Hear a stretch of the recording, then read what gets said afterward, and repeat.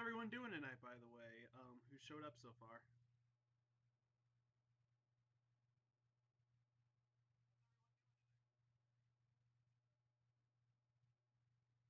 Oh, Jesus Christ. I need a microphone. My voice is so fucking quiet.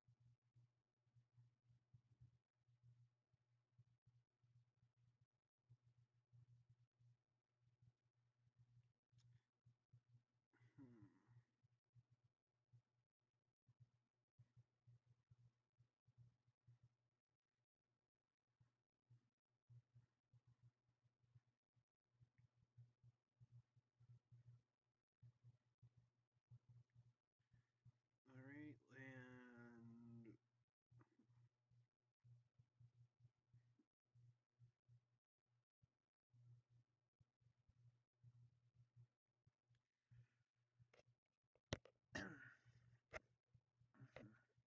Okay, now, just kind of testing the audio. How do I sound?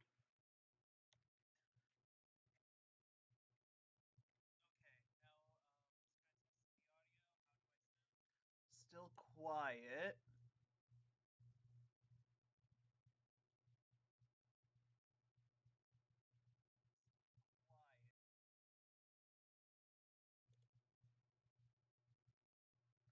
Hey, E621, how are you?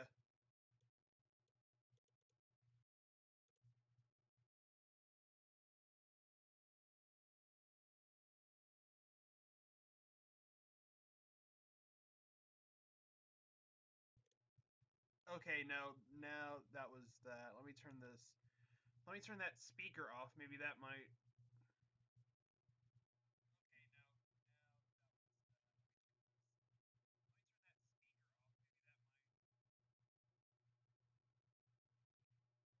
I don't know if that helped any.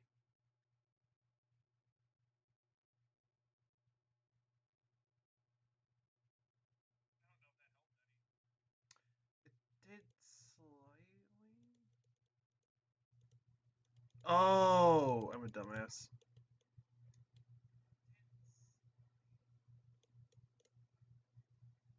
Oh, I'm a dumbass. Now, there we go. Now I got my audio figured out completely. Oh. Now, there we go. Now I got my audio figured out completely. Thank God for that. Holy fuck. I accidentally had it down to like 1 bar, so it was like super quiet. I didn't know like I could adjust the audio bars on this. I'm a dumbass. But we got it fixed, and I'm doing good, E. I'm doing good. How are you?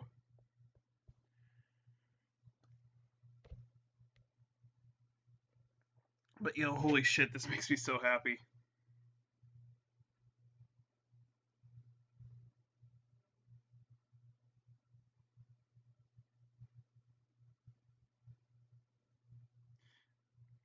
Let me just send this to my Kick group, and we will get started.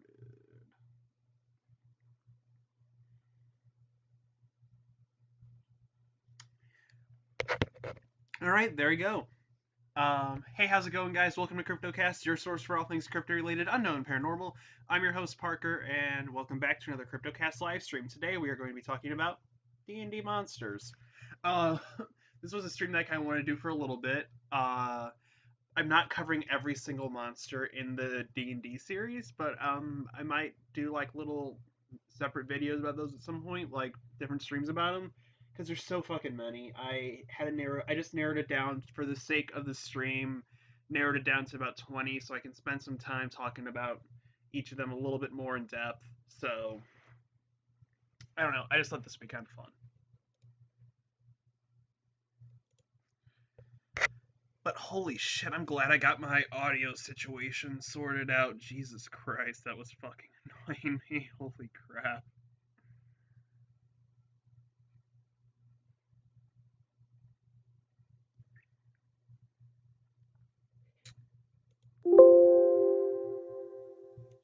Let me get.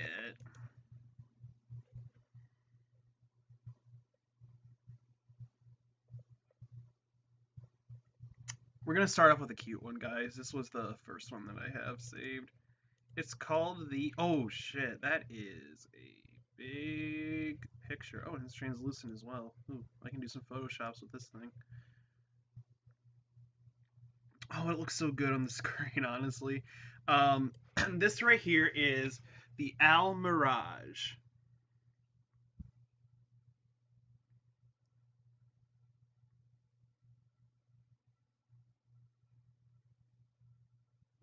Okay, let me.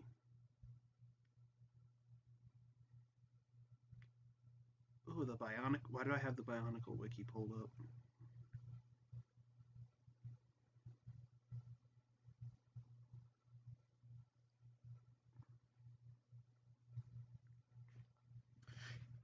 All right, so the Almirage were a variety of fey rabbits with a spiral horn emerging from their foreheads. Almirage were quite common in the Feywild, considered a garden variety animal. In Toril, they were common in Zakara when merchants from that land began to trade with Cahult. They brought with them the Almirages to the Chulfin Peninsula. And they resemble a large rabbit with a 1 foot long spiraled horn, usually black in color, which is kind of weird because this is official artwork from the D&D people, and it has just a cream colored horn on their foreheads like a unicorn. They were usually timid creatures, considered stupid and unpredictable by some. Now that's just mean. How can you be mean to this? Um, However, Almirage were also fearless. They were easy to pet and tame and incredibly faithful to their masters, and spellcasters often sought them to make them their familiars. They're good little animals. When forced to fight, they could be quite dangerous, ramming against their enemies, stabbing them with their horns. Almirage were intelligent enough to fight using simple tactics such as burrowing to move unnoticed and attack enemies by surprise. Um, One of the 9 trickster gods of Chult took the form of an Almirage. So I'm not really. I should have started this off to say. First off, I'm not very well versed in the realm of D&D, but from I've only done 2 sessions so far, and we haven't finished either of them yet. Well, 2.5 really, because there's one we don't talk about.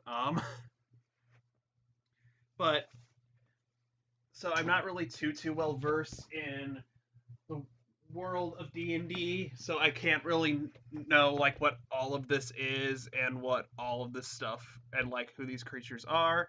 But um, I can say, and yes, that hair flip. But yeah, I know that the El Mirage is actually based off a creature found in medieval bestiaries by the name of Mirage, and it was essentially described as the same thing, a rabbit with a horn. However, we do know today that like jackalope, that people that the belief from like jackalopes, I guess Mirage is in this case, and Wolpertingers, which is they're sort of like the bunnies with wings. I did a cryptic cage match about them.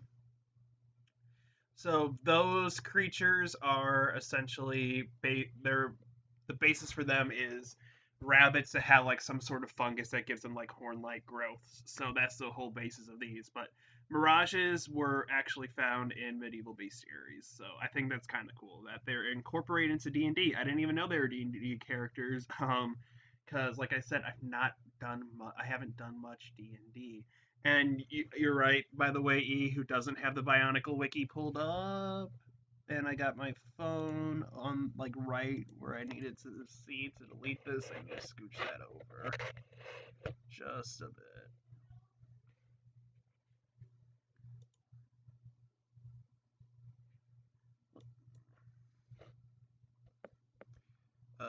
Doing.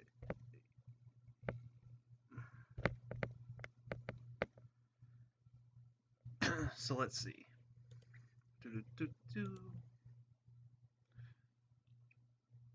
The Ancient Deep Crow. Ooh, ooh. Oh, that looks really cool up close, honestly. Holy shit.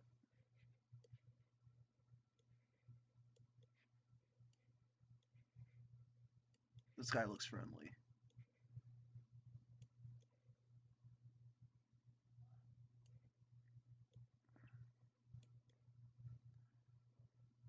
Okay, big ass picture. Well, not big, just tall. Okay, let me. Is it the Ancient Deep Crow? Hold on. Yep, Ancient Deep Crow. I had to double check.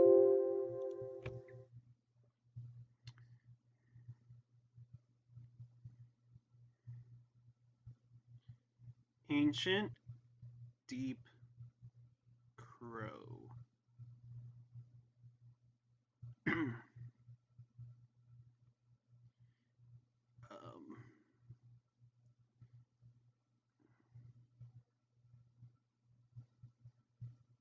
okay. So deep crows are fierce aerial predators of the Darklands, stalking even the powerful races of the underground like Drow, Darrow, and Troglodytes.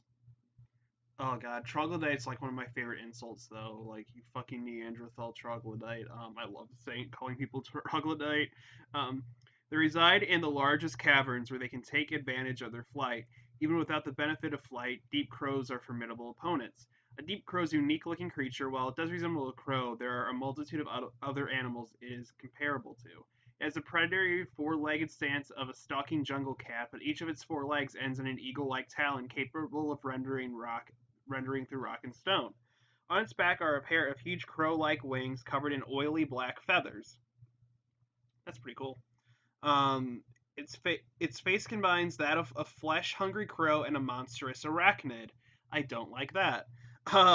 It has 8 huge dark eyes facing all directions, and its mouth not only has a sharp rendering beak, but also has a pair of spire-like mandibles. I don't like that at all.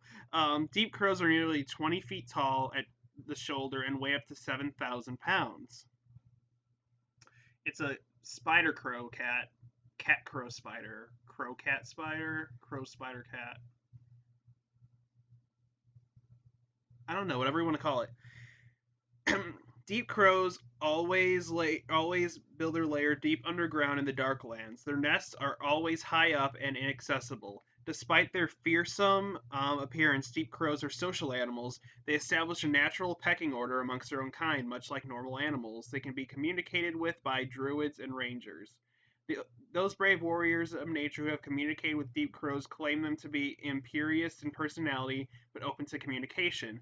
They will not be tamed by humanoids, but do occasionally allow those who deeply respect them to ride them. Deep crows are hatched from enormous black eggs that are laid at the most ancient of the deep crows. Each hatchling normally has between 1 and 4 brothers or sisters. They are taught how to hunt and live in the Darklands by their parent, who usually stay with them for about a year. After the first year, they leave to find their own lair. Like dragons, deep crows are larger and more powerful with age. Their vast hunger sometimes drives deep crows upwards in search of food, driving them to locations just below reach of the sun. And then the abilities of the Ancient Crow.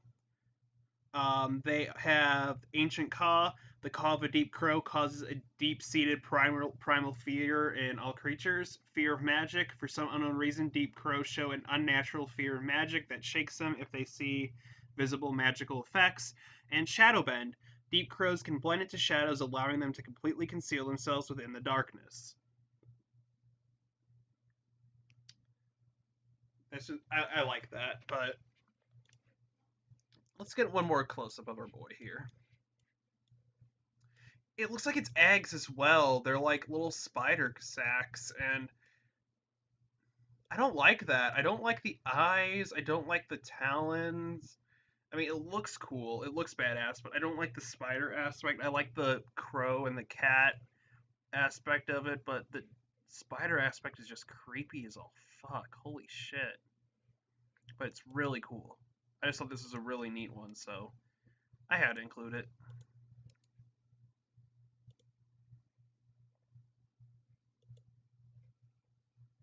Alright, now what do I need?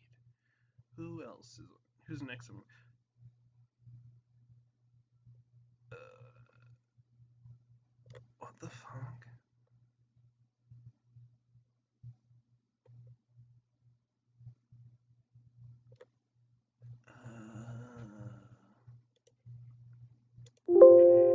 Wait, what?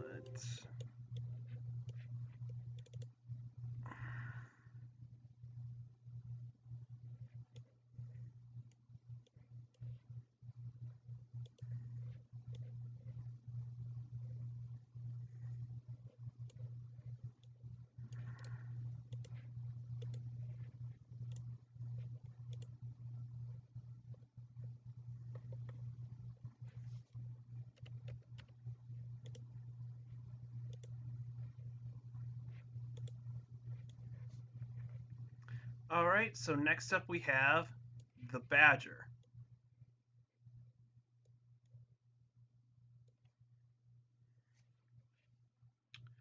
Let me look up this little dude. Even though he's not really a monster, I just thought he was cool.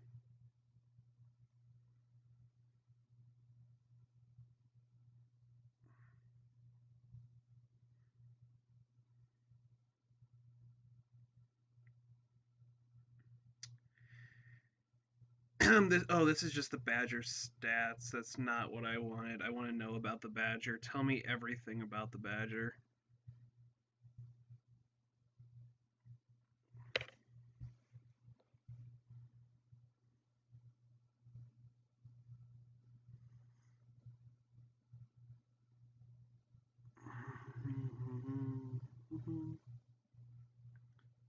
Badger Forgotten Realms wiki. There we go. This is what I need.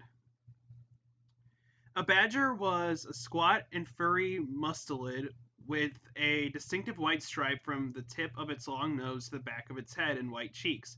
Expert diggers, badgers were also notorious for their fury when threatened. Despite their small size when angered, their strong bite and sharp claws could be highly dangerous. Badgers were admired by the gnome race and could be seen serving as watchdogs for rock gnome homes. They were also favored by rangers and druids as animal companions. The gods Garl, Glittergold, Jeb, Rilliphane, Ralaphil, Sheila, Perry Royal, Sylvanus, and Tempest often choose badgers to act as symbols of their favor to their followers. So it's just a normal badger, but the gods in the D&D universe like it for some reason, I guess, which I think is kind of neat.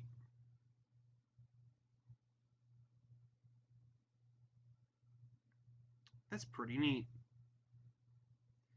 And I really do like the artwork of the badger, in all honesty, in this picture, because he looks like something out of like the world of James Brown. Check him out on Facebook if you haven't. He does really cool art, but I just really like this one.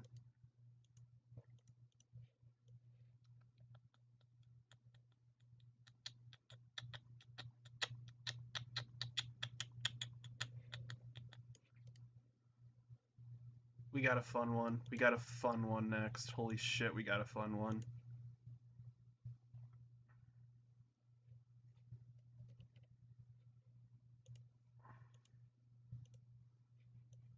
Here it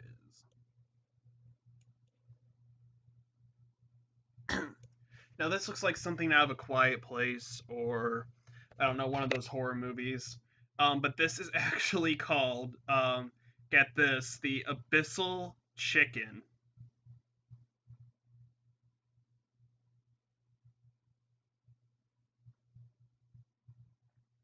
The Abyssal Chicken.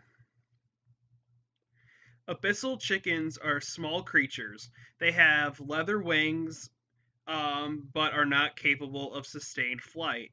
Their wings are folded above them, giving them a tear-shaped appearance. They have a large mouth filled with fangs and a long tongue. Abyssal chickens primarily form locomotion, primary form of locomotion, um, was their two large legs, which ended in feet resembling those of a regular chicken, which they actually really do. Holy shit! Each foot had three large claws. Someone's shooting off fireworks down the street. Fucking hell, I hope you guys don't hear that. Abyssal chickens use their claws and fangs to defend themselves or attack prey. They were fast runners and used their wings to increase their speed.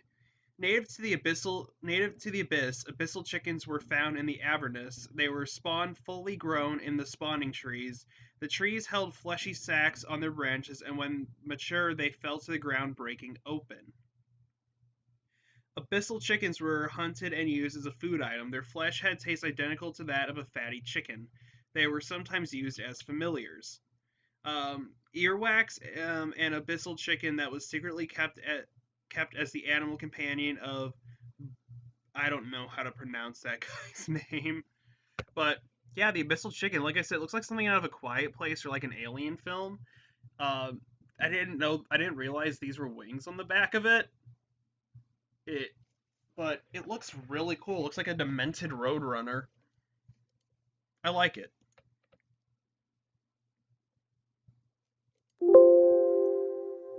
So that is off. Let me see. Who should we go for next?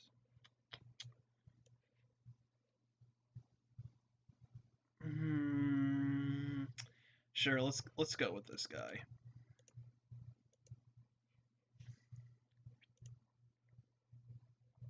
Browse.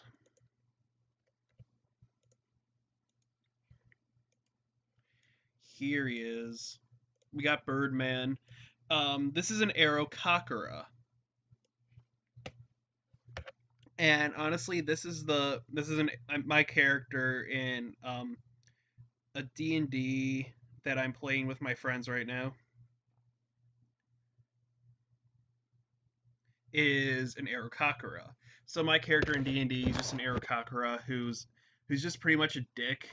And then he starts drinking alcohol. And when he starts drinking alcohol, he pulls out his notebook and he starts writing down and he starts making like the Bible and starts preaching the word of God. And since like this guy's pretty much the creator of the Bible in the D&D game that I'm playing, so just pretty much drunk him is the best him. So he's essentially a Birdman. Sequestered in high mountains atop all trees, the Aerokakura, sometimes called birdfolk, evoke fear and wonder.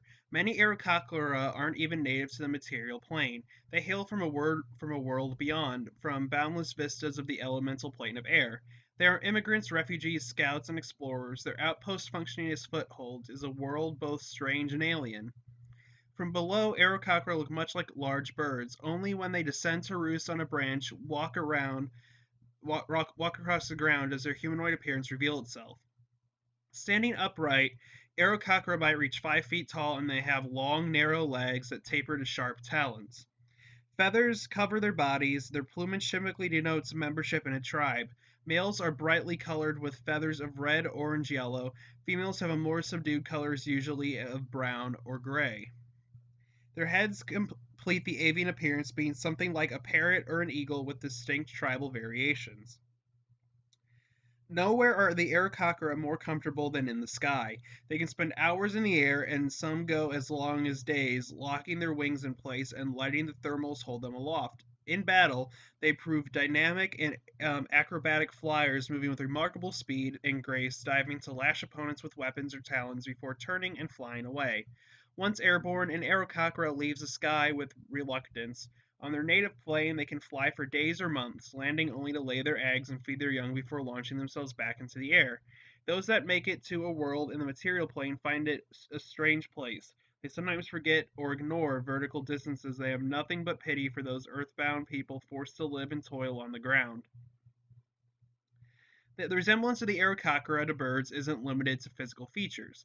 Aerokakura display many of the same mannerisms as ordinary birds.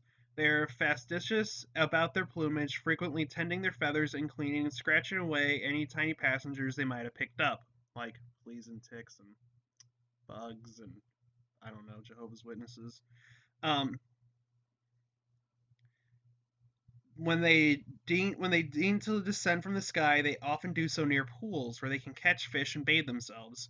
Many Arakakra punctuate their speech with chirps, sounds they use to convey emphasis and to shade meaning, much as a human might through facial expressions and gestures. An Arakakra might become frustrated with people who fail to pick up on the nuances. An Arakakra's threat might be taken as a jest, or and vice versa. Um, and it just goes on and on and on about Arakakra. And Arakakra reach maturity by age 3. Compared to humans, Arakakaras don't usually live longer than 30 years. Shit, I need to change my character then. My character is fucking ancient then. Holy fuck. Um, Most Arakakra are good and rarely choose sides when it comes to law and chaos. Tribal leaders and warriors might be lawful, while explorers and adventurers might tend towards more chaotic. And they weigh between 80 and 100 pounds, and their walking speed is like 25 feet per minute. And they have a flying speed of 50 feet, and they have talent, and they can speak a couple of languages. So yeah, the Arakakra, I just thought these guys were really neat bird people.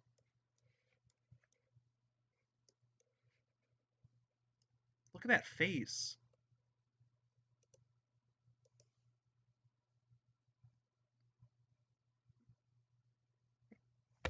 Monster manual. I think you mean waifu catalog.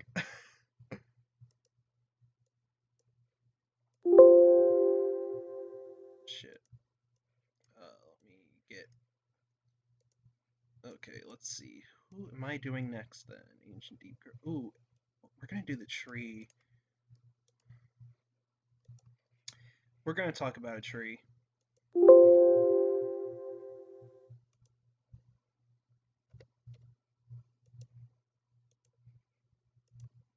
Oh shit. Oh no, I accidentally moved myself. Jesus Christ. Oh fuck. Let's get me back in position there. There we go. Okay. We got the animated tree, and I like this one a lot because it looks like something, again, straight from the world of James Brown.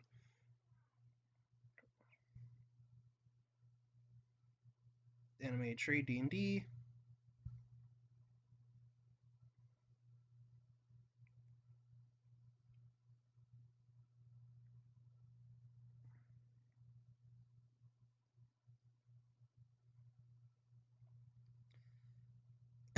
Oh, here we go. An awakened tree is an ordinary tree given sentience and mobility by the awaken spell or similar magic. Um, while the tree remains motionless, it is indistinguishable from normal trees. Um, and it can use melee weapons, it looks like. There's not much about this guy, but um, while the tree remains motionless, it is indistinguishable from the normal tree. So it can, oh, it can move, but when it just stays still, it just looks like a tree. But it has melee weapons, and it can pretty much beat the shit out of you with that. But other than that, it seems like it's a good creature. I can't find much about this one, but let's see. The Trent magically animates one or two trees. It can see. So these are animated by Trent then. Okay. I don't know. I just thought this one was cool. There's not so much info on him, but just look how cool this guy is. He's got like the fungus on his legs, and he's just moving around. He just looks so happy. He looks so mellow and just chill with life. Um, I like him. We did the badger. Ooh, ooh. Okay. Next up, we have.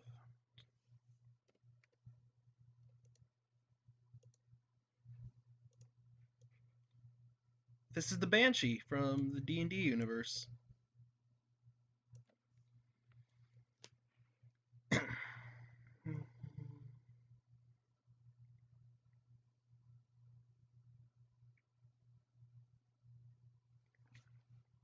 Alright, here we go.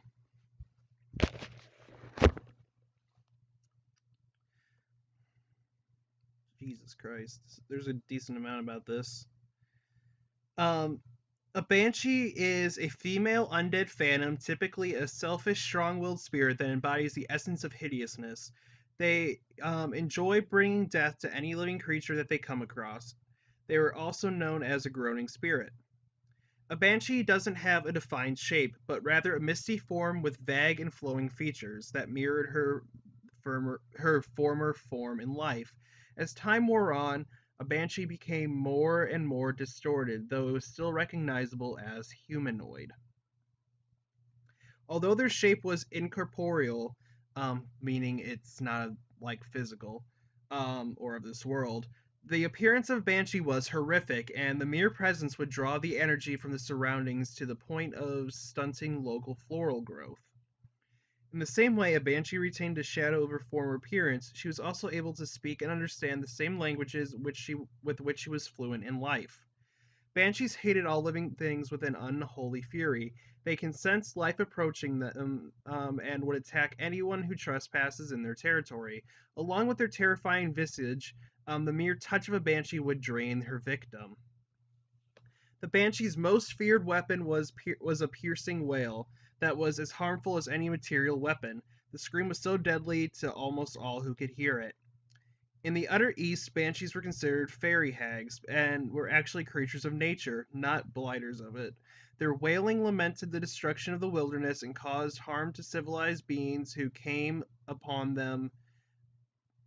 They wore rags and had white hair and blue skin, and had no. They had white rags. They wore rags, had white hair and blue skin. They had no legs, and hence flew a short distance above the ground or water. They were found in the realm of lands, and could not or would not enter even the ruins of buildings. So this just gives like a list of the names of some of the banshees in the game. Agatha, Chandra, Gazthray, and Trizalin were three drow who were transformed into banshees by Lolth for punishment of their vanity. So now that I kind of talked about the Banshee in the D&D world, let's kind of talk about the Banshee in real life. So the Banshee is a spirit or a fae from Celtic and Gaelic folklore. She haunts certain clans, and she appears to them and makes noise. She does her cry when someone in the community or someone in that family is about to die. There have been so many reported stories of banshees. There's this one, I can't remember the name of the man, but he saw a banshee washing her bloody clothes in the river, and she was crying, and he woke up the next morning to find his entire troop was dead except for him. Um, and there's just so many other like stories of people seeing banshees, hearing them cry and stuff, and waking up and just finding that someone in their family had passed away. So it comes from a really good origin. The D&D universe did somewhat kind of a justice with like the thing, but I don't think they hate all life. A lot of people think that the banshee's cry is a comforting sort of thing because she's crying for like weeping with you about for someone who is about to die. So a lot of people sometimes take it more as a comforting kind of thing rather than a horrifying one. But still, if I hear like a woman crying outside my window in the middle of the night or screaming or something, yeah, no, I'm gonna be shitting bricks. I will be shitting bricks.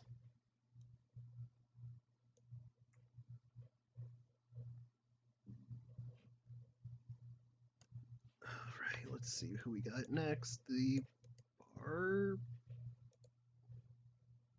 I don't want to enter an image slideshow.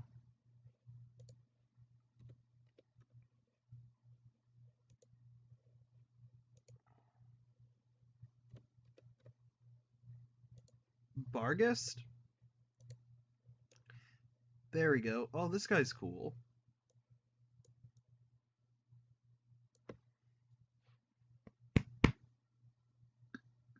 Oh, excuse me, Jesus.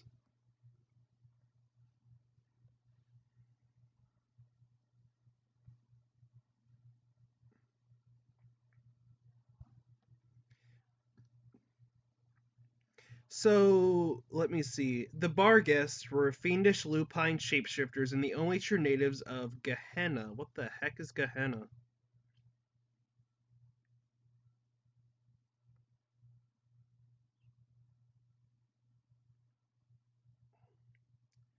Oh, it's essentially hell.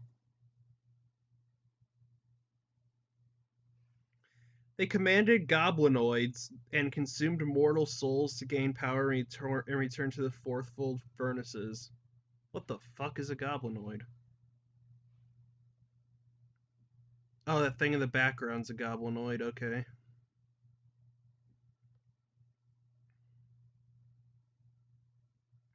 That's kind of neat. The true form of the Barghest resembled goblin wolf hybrids with monstrous jaws and razor sharp claws. Um, they were able to shapeshift in either into a goblin or canine form, each of which were indistinguishable from normal members of their kind to most.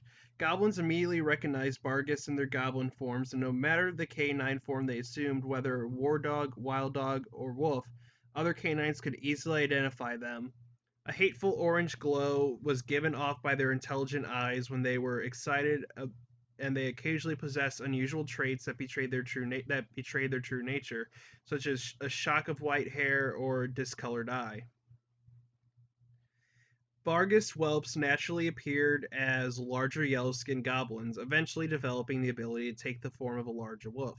With powerful claws, their true form as this stage, Bargus as yeah, that was their true form. So the dog form that you see right here, that's their true form. As Bargus matured, their forms grew up to about 6 feet or 1.8 meters long and weighed 180 pounds or 82 kilos, and their yellow skin darkened to a shade of bluish red until eventually turning entirely blue. Um, Vargas achieved the greater status could transform into 8 feet tall, 400-pound goblin like monsters or into dire wolves. Or incredibly rare occasions, Bargas could grow to such gargantuan proportions that they could occupy small mountains. Other goblinoid races like bugbears and hobgoblins were known to have Bargas versions of their kind. What the fuck is a bugbear? Oh, it's just an orc essentially. Okay, and I know what a hobgoblin is. Yeah, those are kind of neat too.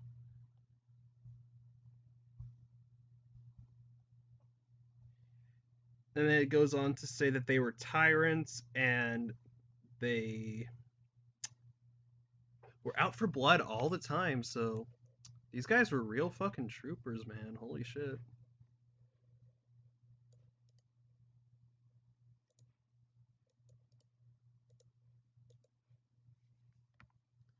We got one more.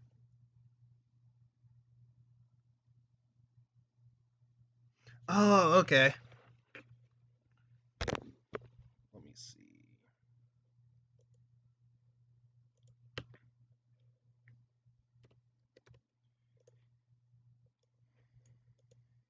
Basilisk.jpg. Yep, so we got the Basilisk here. Now, I think this artwork of this thing's like really neat. I really like this one.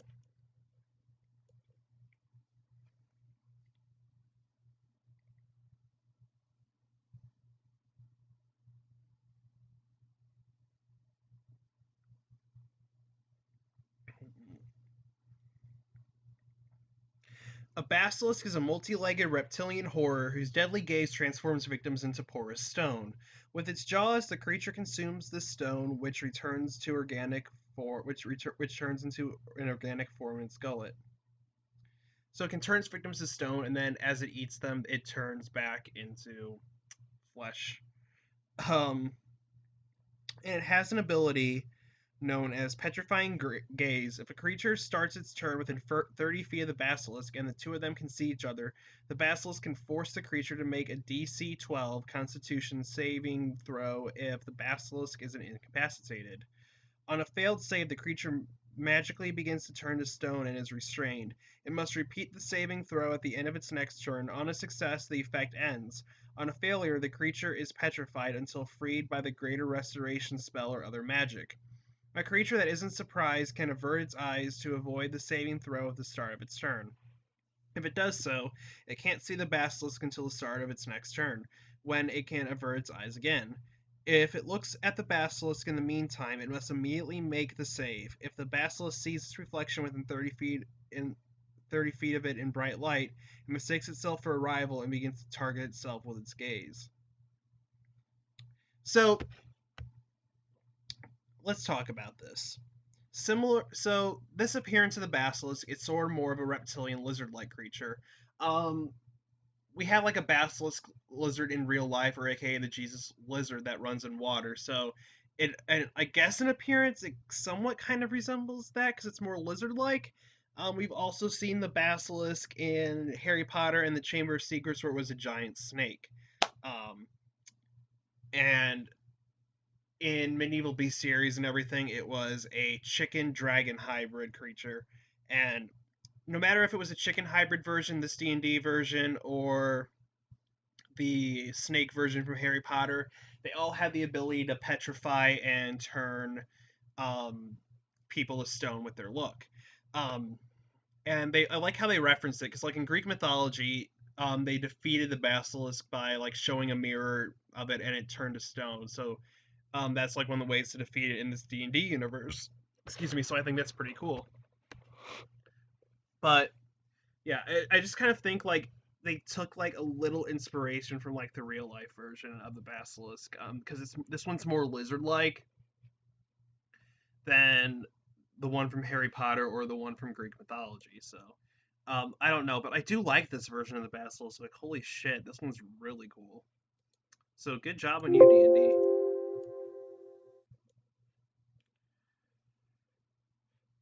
Oh shit, guys, we got my favorite one coming up now. Oh, we got my favorite one. We got the Beholder. Beholder.jpg. Yes, I want to open that up. There he is.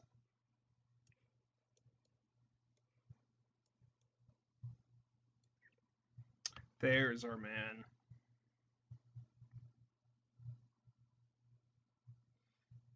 Now, this is probably my favorite D&D character just because he looks so bizarre, and I like anything that looks bizarre.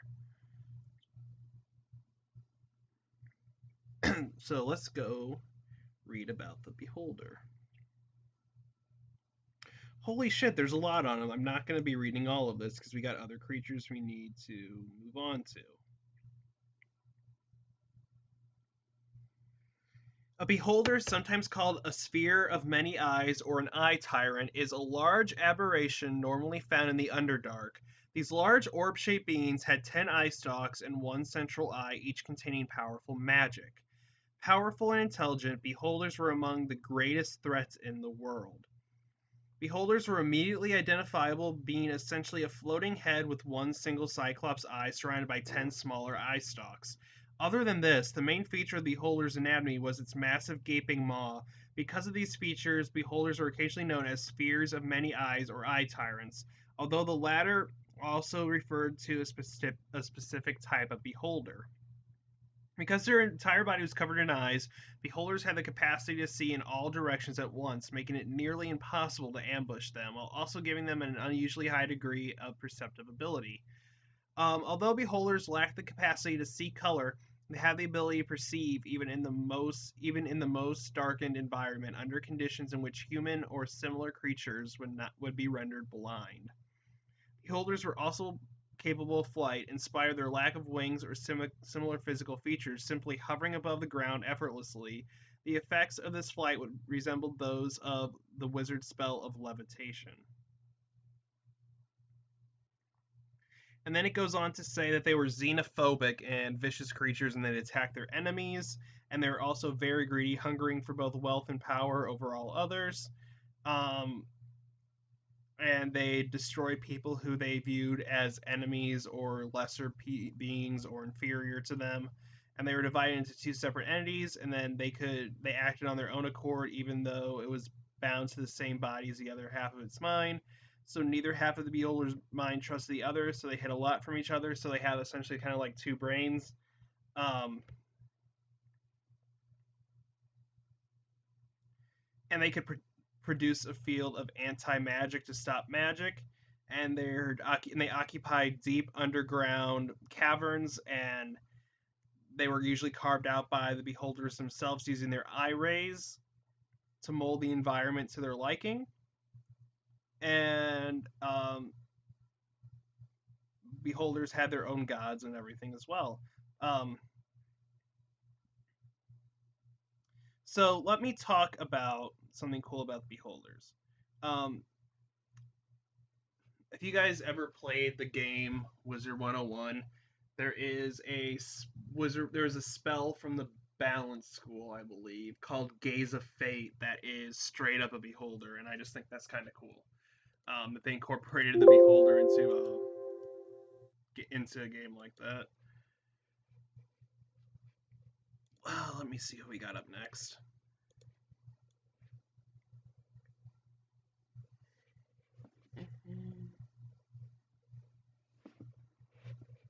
Blink Dog.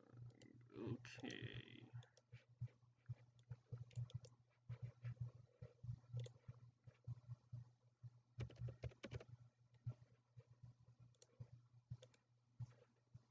Wait, holy shit, are we already on? Let me see what time we got on here. Are we already on? Holy shit, we're almost got 20 minutes left. Shit. We got a Blink Dog.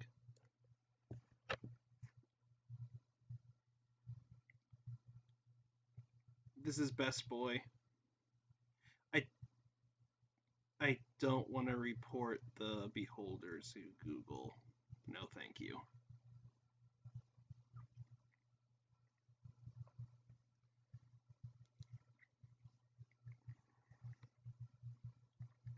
A blink dog takes its name from ability to blink in and out of existence, a talent uses to aid its attacks and to avoid them.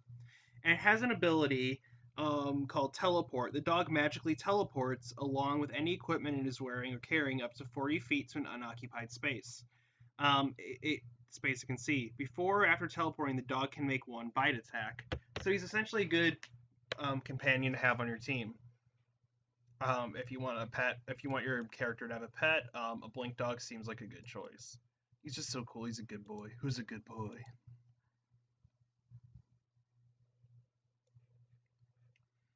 Okay. So we got a few more. We got some left. I'm trying to plow through some of these because we're running out of time.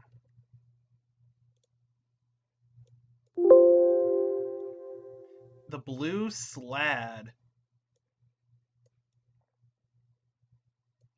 He's a big froggo.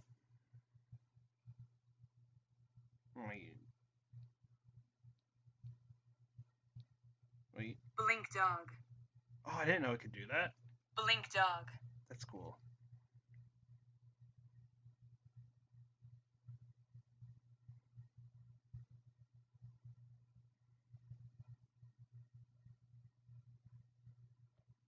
Blue Sled. Oh, right.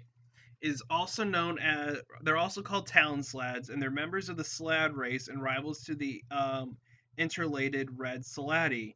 The Bactrian bullies, the Batrachian bullies were generally superior to them in every way, but only barely so, and were still considered to be of low status.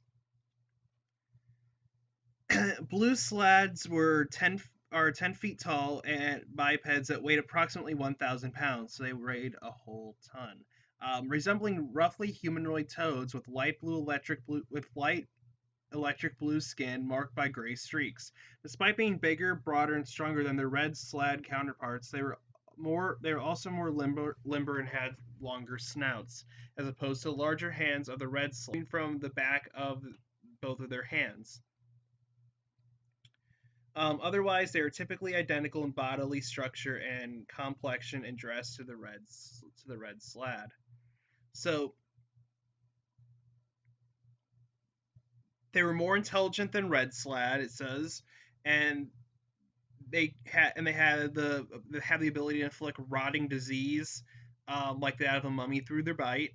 They could hold a person. They have telekinesis, and there were also green Slads, which were like a rare variation of them.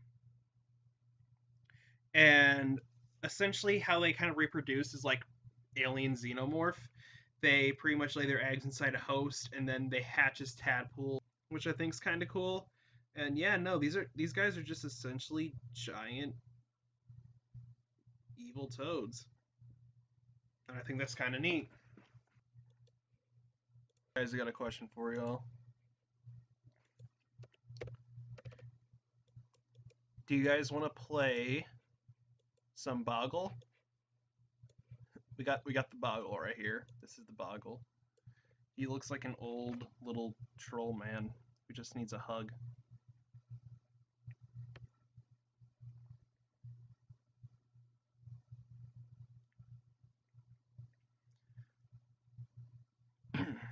Okay. Not a lot about Boggle, so this is fine. Oh, there's a decent amount. Jesus Christ. Boggles sometimes referred to as Boogeyman or simply Boogie, so this is the Boogeyman in the D&D universe. Oh, that makes sense. I just noticed there's like a teddy bear in the background. Oh shit, those are...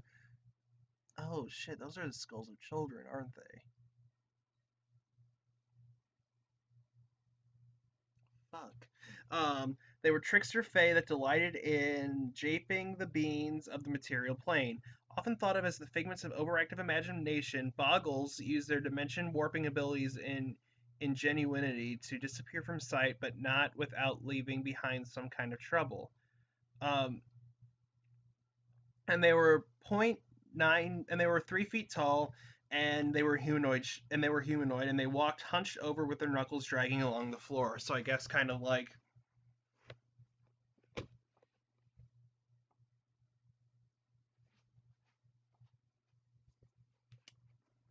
kind of like that.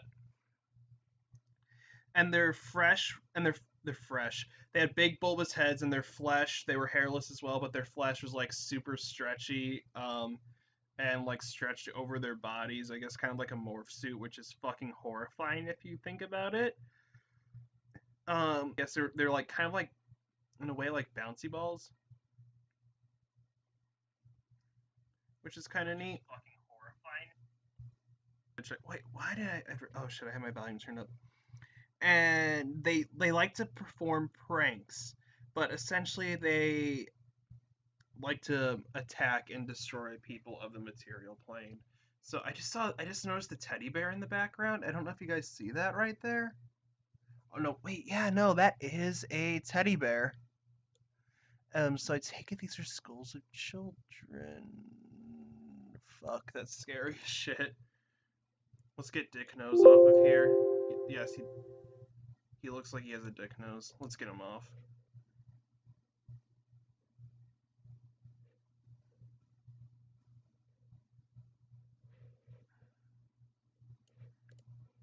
Mindfully.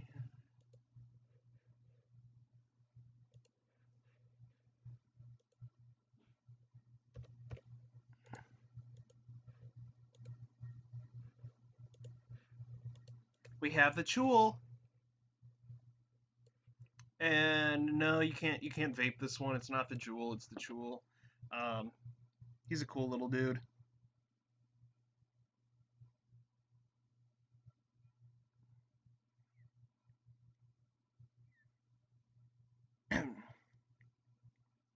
Chuls are large lobster-like aberrations with a hatred for surface-dwelling humanoids. The many tentacles that surrounded their mouths were capable of causing paralysis with a single touch, thus leaving their unfortunate victim at the mercy of the Chul's powerful claws. Chuls have been described as a horrible mix of a crustacean, insect, and a serpent, but most closely resemble an 8-foot tall yellow-green lobster weighing 650 pounds, with 4 long legs, 2 large claws, a strong protective exoskeleton, a fan-like tail, and a massive paralysis-causing tentacles around its mouth. Oh yeah, I love me some tentacles. Oh shit. They preferred to live in land, but they could also engage. Oh, it says they were not great swimmers, but they prefer to engage in combat on land. So, even though they're like lobster-like creatures, they preferred land over anything else. There are also old Chol, which are called Chol Juggernauts, and they look radically different. So let's do a little comparison. Oh shit. They look kind of like deep sea isopods in a way rather than a lobster like creature, and I think that's kind of neat.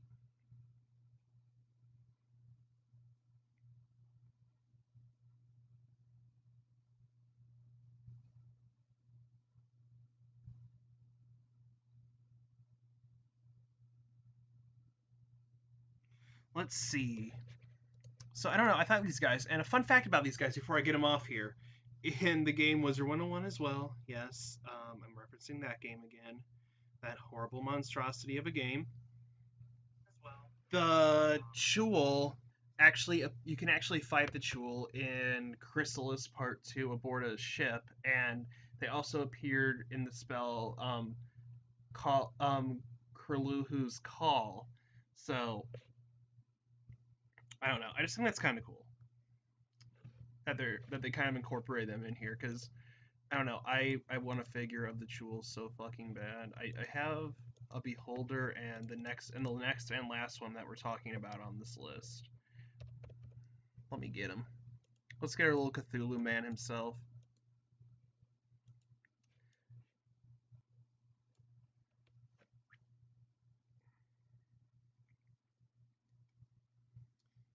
Mind Flayer. The Mind Flayer. All right, here we go.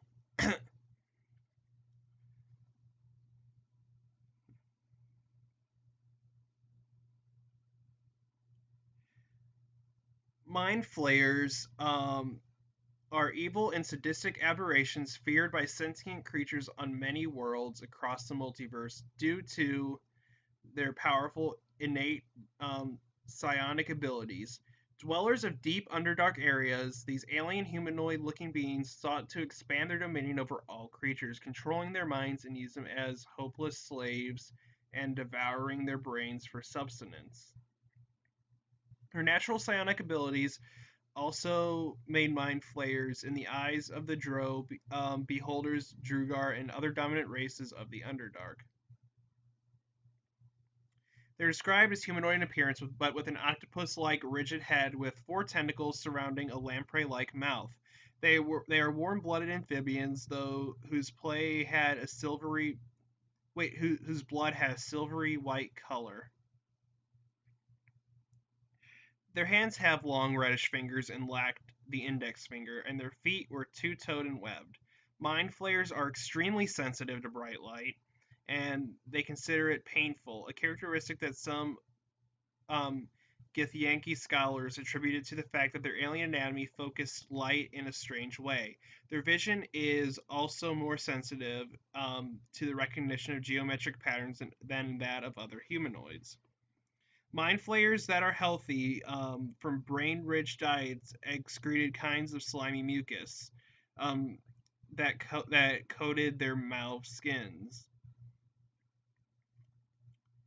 Ah, Jesus Christ, mouth. Mind flayers were tyrants, slavers, and planner voyagers. They viewed themselves as masterminds, controlling, harvesting, and twisting the potential of other creatures to further their evil and far reaching goals. Although they cooperated to achieve a goal, they would also back away at the first sign that something was not profitable to their self serving interests.